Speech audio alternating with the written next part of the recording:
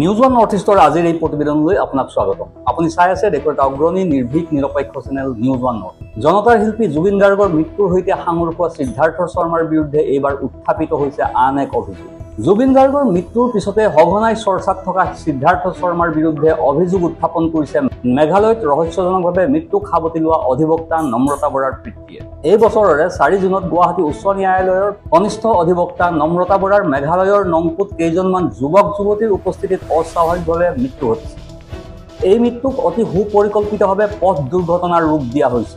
ইয়াক পৰিকল্পিত হত্যাৰ সন্দেহ কৰি নম্ৰতাৰ পিতৃ ৰমেন কুমাৰ বৰাই নংপু থানাত গোচৰ ৰুজু কৰিছিল। তেওঁ অভিযুক্ত হিচাপে নম্ৰতাৰ মৃত্যুৰ সময়ত উপস্থিত থকা AIUDF দলৰ যুৱ নেতা তথা বিধায়ক হাফিজ ৰছিদ আহমেদ কাছিমিৰ পুত্ৰ, দুৰ্ঘটনা সংঘটিত কৰা বাহনৰ মালিক তথা দুৰ্ঘটনা সংঘটিত কৰা চালক আনায়াতুল্লাহ ৱাটুছ, সহযোগী মঙলদৈ গায়ত্ৰী বৰা, গোলাঘাটৰ মৃগাংক বৰুৱা আৰু চৰাইদেউৰ প্ৰজ্ঞা দিহিঙীয়াৰ নাম উল্লেখ কৰি এইসকলক তদন্তৰ আওতালৈ আনিবৰ বাবে গোচৰত উল্লেখ কৰিছিল।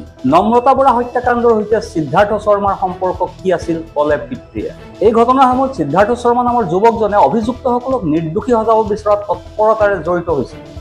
নম্ৰতাৰ পিতৃক বাৰে বাৰে বুজনি দি কৈছিল যে তেওঁ মৃগাংকহঁতৰ বন্ধু। সেয়েহে এই সমগ্ৰ ঘটনাৰ অনুসন্ধান সঠিকভাৱে আগবঢ়ালে নতুন নতুন তথ্য পোহৰলৈ আহিব বুলি নম্ৰতাৰ পৰিয়ালে আহ্বান জনাইছে। এই সম্পৰ্কে নম্ৰতাৰ পিতৃ ৰমেন কুমাৰ বৰাই কয়, নম্ৰতা বৰাৰ হত্যাৰ তদন্তৰ ওপৰত আমাৰ সন্দেহ সৃষ্টি হৈছে। 4 জুনত নম্ৰতা বৰা শ্বিলঙত এক পথ দুৰ্ঘটনাত মৃত্যু হৈছিল।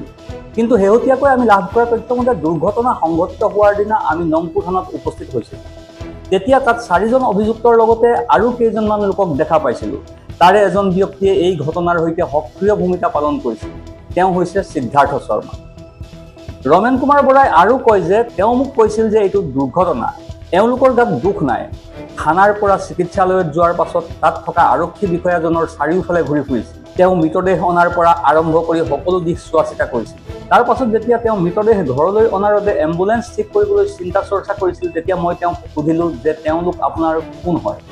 তেতিয়া তেওঁ ক'লে, এওঁলোক মোৰ বন্ধু, আপুনি দুখ নকৰিব, এওঁলোকৰ দুখ নাই আৰু আপুনি আইনী প্ৰক্ৰিয়ালৈ যাব নালাগে। তাৰ পাছত তেওঁ খানাপাৰাৰ পৰা এখন এম্বুলেন্স আনি তাৰ খৰচ তেওঁ বহন কৰাত মোৰ তেওঁলোকৰ সন্দেহৰ সৃষ্টি হৈছিল। নম্ৰতা বৰাৰ পিতৃ ৰমেন কুমাৰ বৰাই পুনৰ কয়, তাৰ পাছৰ পৰা নম্ৰতা বৰাৰ তদন্ত প্ৰক্ৰিয়া লেহেমীয়া হৈ পৰিল। আজিও আৰক্ষীয়ে আদালতত অভিযোগনামা দাখিল কৰা নাই। তাৰ পিছত আমি দুবাৰকৈ নংপু আৰক্ষী থানাত উপস্থিত হৈ তদন্তকাৰী বিষয়াজনক লগ ধৰোঁতে তেওঁ অভিযোগনামা দাখিল কৰিব বুলি কয়, কিন্তু এতিয়াও দাখিল কৰা নাই। কিছুদিন পূৰ্বে জুবিন গাৰ্গৰ মৃত্যুৰ সময়ত তেওঁৰ লগত এজন মানুহৰ ফটো দেখিবলৈ পাই সচকিত হৈ পৰোঁ। কাৰণ এই মানুহজনক আমি নংপু থানাত লগ পাইছিলোঁ, যিজন মানুহে এটা হত্যাকাণ্ডৰ ঘটনাত দুৰ্ঘটনাৰ ৰূপ দিবলৈ চেষ্টা কৰিছিল।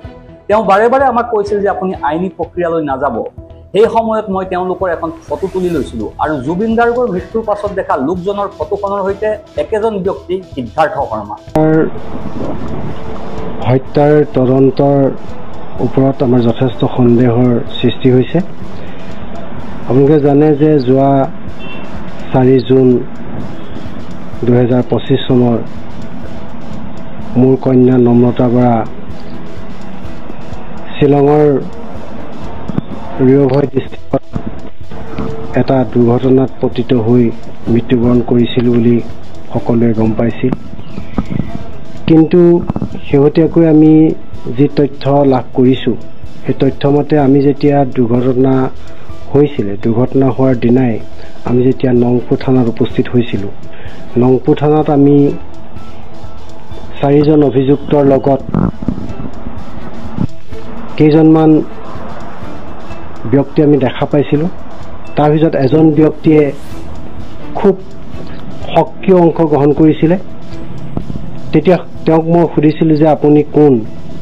তেওঁ প্ৰথম অৱস্থাত নামটো ক'বলৈ ইতস্তবোধ কৰাৰ পিছতো সুধিছিল, তেওঁ ক'লে যে মোৰ নাম সিদ্ধাৰ্থ শৰ্মা। আৰু তেওঁ আহি মোক পিছত কৈছিল যে এইটো আপুনি দুখ নকৰিব, এইটো একদম এক্সিডেণ্ট কেছ, এওঁলোকৰ গাত অকণো দুখ নাই। গতিকে আমিও তাৰ কাৰণে যথেষ্ট দুখিত। এওঁলোকে জানি বুজি এইটো এক্সিডেণ্ট কৰা নাই, এক্সিডেণ্টতেই তাই ঢুকালে, তাইৰ কাৰণে আমি যথেষ্ট দুখ অনুভৱ কৰিছোঁ, সেইবুলি তেওঁ মোক বাৰম্বাৰ কৈছিলে। কোৱাৰ পিছত আমি যেতিয়া থানাৰ পৰা নংপুৰ হস্পিটেললৈ আহিছিলোঁ, হস্পিটেলত যেতিয়া যিজন পুলিচ অফিচাৰে তাত হস্পিটেলৰ কামবিলাক কৰি আছিলে সেই সময়ত তেওঁক চাৰিওকাষে ঘূৰা মেলা কৰি আছিলে আৰু তেওঁ ডেড বডিটো অনাৰ পৰা আৰম্ভ কৰি গোটেইখিনি কাম তেওঁ চোৱা চিতা কৰিছিলে কৰাৰ পিছত তেওঁ ডেড বডিটো নিয়াৰ ঘৰলৈ অনাৰ যি এম্বুলেন্সৰ কথাও তেওঁ চিন্তা কৰা মই দেখিছিলোঁ তেতিয়া মই আকৌ সুধিছিলোঁ যে আপুনি এওঁলোকৰ কি হয় তেওঁলোকে ক'লে যে মই এওঁলোকৰ বন্ধু তেওঁ কয় এই সিদ্ধাৰ্থ শৰ্মাই নিজৰ বন্ধুক ৰক্ষণাবেক্ষণ দিবলৈ এটা হত্যাকাণ্ডক দুৰ্ঘটনাৰ ৰূপ দিবলৈ চেষ্টা কৰিছিল আমি নংপু থানাত উপস্থিত হোৱাৰ পাছত তদন্তকাৰী বিষয়াজন সুৰামত্ত অৱস্থাত আছিল আৰু তেওঁৰ লগত সিদ্ধাৰ্থ শৰ্মাৰ যথেষ্ট হলিগলি দেখি মই চিন্তা কৰিলোঁ এই লোকজনে এই আৰক্ষী বিষয়াজনক কিয় ইমান গুৰুত্ব দি আছে আজি মোৰ সন্দেহ হৈছে এই ঘটনাৰ তদন্তকাৰী বিষয়াজন মেনেজ হোৱাৰ বাবে তদন্ত প্ৰক্ৰিয়া লেহেমীয়া হৈছে এই সমগ্ৰ ঘটনাৰ লগত জড়িত 4জন হত্যাকাৰীক নিৰপৰাধী সজাবলৈ সিদ্ধাৰ্থ শৰ্মাই চেষ্টা কৰিছে ইফালে আৰক্ষীয়ে 4জনৰ মোবাইল জব্দ কৰাৰ পাছতো আজিও আনায়তুল্লাৰ মোবাইল চলি আছে যি মেঘালয় আৰক্ষীয়ে উত্তৰ প্ৰদেশৰ পৰা দোষীক গ্ৰেপ্তাৰ কৰিব পাৰে সেই একে আৰক্ষীয়ে কি অসমত থকা দোষীসকলক ধৰিব পৰা নাই এই সমগ্ৰ ঘটনাৰ আঁৰৰ ব্যক্তি হ'ল Siddharth Sharma bureau report news 1 north east